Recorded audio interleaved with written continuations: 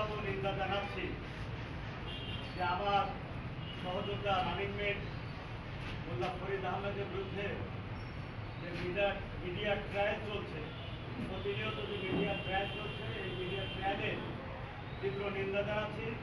মোল্লা ফরিদ আহমেদের এই ঘটনা যখন প্রথমে শুরু হয়, সদর থানা বিএনপি নিন্দা এবং প্রতিবাদ জানিয়েছে এবং তা সকল পত্রিকায় আসছে।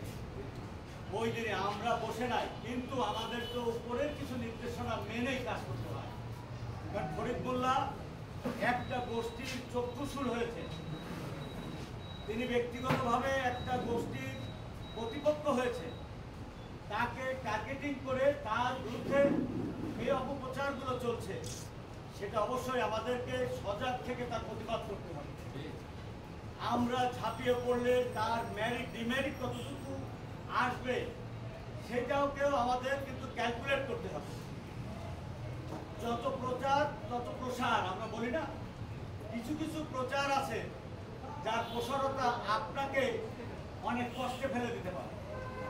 অনেক সময় স্কিলকে হজম করে ডিফেন্সিভ ওয়েতে শত্রুর পদক্ষেপ কি সেটা সম্পর্কে অবহিত হয়ে পদক্ষেপ গ্রহণ করা, ওইটা বুদ্ধিমানের কাজ। কিন্তু সদর থানার সেক্রেটারি তিনি আমাদের সহযোদ্ধা, তার পরীক্ষা দেওয়ার প্রয়োজন নাই, তিনি সর্বক্ষেত্রে পরীক্ষায় উত্তীর্ণ হয়ে সদর থানার নেতৃত্ব দিচ্ছেন। ওই যে আমি বললাম, একটা গোষ্ঠী, ছাত্রন্বেষী গোষ্ঠী একজনকে প্রতিপক্ষ বানিয়েছে। কালকে আমাকে বাড়াতে পারে, পরশু আপনাকে বাড়াতে পারে, কিন্তু আমরা অবশ্যই প্রতিবাদ করবো। এবং আজকের সভা থেকে ফরিদ মোল্লা এবং আমিন আহমেদের বিরুদ্ধে এই সকল মিডিয়া ট্রায়ালের তীব্র নিন্দা এবং প্রতিবাদ জানাচ্ছি। অবিলম্বে বিভাগীয় তদন্তের মাধ্যমে এর সত্যতা উদ্ঘাটনের জন্য জোর দাবি জানাচ্ছি। যদি ফরিদ মোল্লা এবং আমিন আহমেদ, আপনারা জানেন ইতিমধ্যে মহানগর বিএনপি 3 সদস্যের একটি কমিটি গঠন করেছে। আমরা ওই কমিটির যে সুপারিশ, তদন্তের যে সুপারিশ, সেটা পাওয়ার জন্য আমরা অপেক্ষা করছি। যদি ফরিদ মোল্লা দোষী হয়, অবশ্যই দল তার বিরুদ্ধে সাংগঠনিক ব্যবস্থা নেবে। যদি আমিন আহমেদ দোষী হয়, অবশ্যই দল তার বিরুদ্ধে সাংগঠনিক ব্যবস্থা নেবে। কিন্তু অপপ্রচার করে যারা পার পেয়ে যাবেন ভাবছেন, সেটা কিন্তু হবে না। আমি অপরাধী হলে অবশ্যই আমাকে শাস্তি পেতে হবে, কিন্তু আপনি অপপ্রচার করে আপনি পার পাবেন, এটা অত সহজে কিন্তু ছেড়ে দেবে না সদর থানা এবং মহানগরকে। ঠিক প্রিয় বন্ধুরা, আমাদেরকে একটা জিনিস লক্ষ্য রাখতে হবে, ঐক্যবদ্ধ বিএনপির বিকল্প নাই।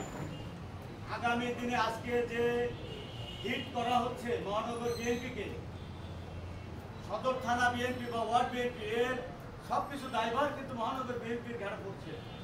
আপনারা জানেন, আগামী জাতীয় সংসদ নির্বাচনে আমরা ইতিমধ্যে খুলনা থেকে একজনকে আংশিকভাবে আমরা গ্রহণ করছি, সর্বজন স্বীকৃত হিসেবে আমরা গ্রহণ করছি। সে হচ্ছে খুলনা মহানগর বিএনপির পুরস্কারী জননেতা জনাব শফিকুল আলম তুহিন। তাকে বধ করবার জন্য, বধ বোঝেন তো, বধ হিন্দু শাস্ত্রে আছে, বধ করা,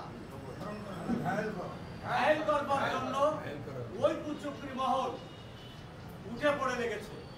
কারণ তাকে ঘায়েল করতে পারলে ওই ফাঁকে আমি ঢুকতে পারি। সেই কারণে আমি সর্বস্তরের নেতা কর্মীদের প্রতি আহ্বান জানাবো, অপপ্রচার যতই হোক, যদি সত্যের একটু বিন্দু মাত্র কিছু না থাকে, তাহলে আপনার বিরুদ্ধে অপপ্রচার করে সাময়িক হয়তো আপনি বেনিফিট পাবেন, মানে এটা হচ্ছে বড় আকারে আপনি কিন্তু ক্ষতিগ্রস্ত হবেন যারা এটা করছেন। আমি মনে করি যে অপপ্রচারগুলো করছেন, হয়তো সাময়িক বিএনপির একটু ক্ষতি হচ্ছে, ভাবমূর্তির ক্ষতি হচ্ছে। কি কারণে ক্ষতি হচ্ছে? ওই নেতাদেরকে যদি আঘাত করা যায়, তাহলে ওই বিএনপি নেতাও কিন্তু ওর দ্বারা ক্ষতিগ্রস্ত হচ্ছে, যারা মহানগরীতে আছে। সেই কারণে ওই সকল নেতাদের দৃষ্টি আকর্ষণ করবো আজকের এই সভা থেকে, অপপ্রচার থেকে নিজেকে সরিয়ে আনুন। আগামী দিনে দেশ নায়ক তারেক রহমান যাকে নমিনেশন দিলে আমরা তার পক্ষে কাজ করব, কিন্তু অপপ্রচার করে খোলা পানিতে মাছ শিকার করার কোনো সুযোগ নাই। আমাদেরকে সকলকে চোখ কান খোলা রাখতে হবে।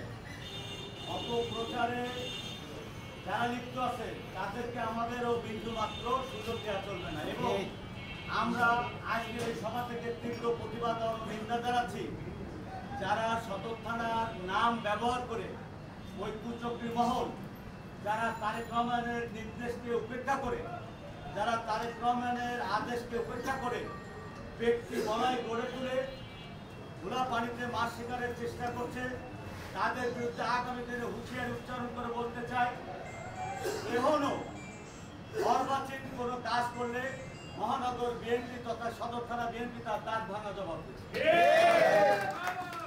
তাদেরকে কোনো অবস্থাতেই আমরা এটা করতে দেব না। রাজনীতির শিষ্টাচার লঙ্ঘন যেই করুক তার বিরুদ্ধে আমরা ব্যবস্থা গ্রহণ করব ইনশাআল্লাহ।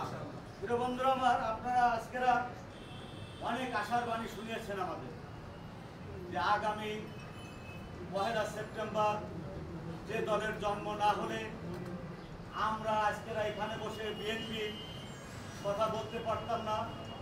মহান স্বাধীনতার ঘোষক, সেই ৭১-এর রণাঙ্গনের বীর মুক্তিযোদ্ধা মেজর জিয়া, তিনি এই দল প্রতিষ্ঠা করেছিলেন 1 সেপ্টেম্বর, তার জন্মদিন, ৪৭তম জন্মদিন।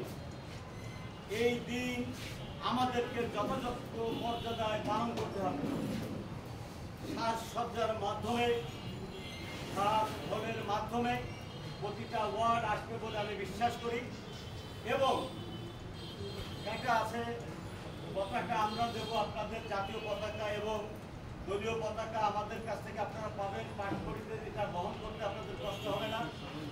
কিন্তু আমাদের একটা অনুরোধ আপনাদের প্রতি যে আপনারা যেন ওই দিন ব্যাপক উপস্থিতি নিশ্চিত আপনারা করতে পারেন। কারণ মুক্ত আকাশে, মুক্ত বাতাসে এটা হবে বিএনপির সবচাইতে বড় প্রোগ্রাম, যেটা আমরা গত 17 বছর করতে পারি না।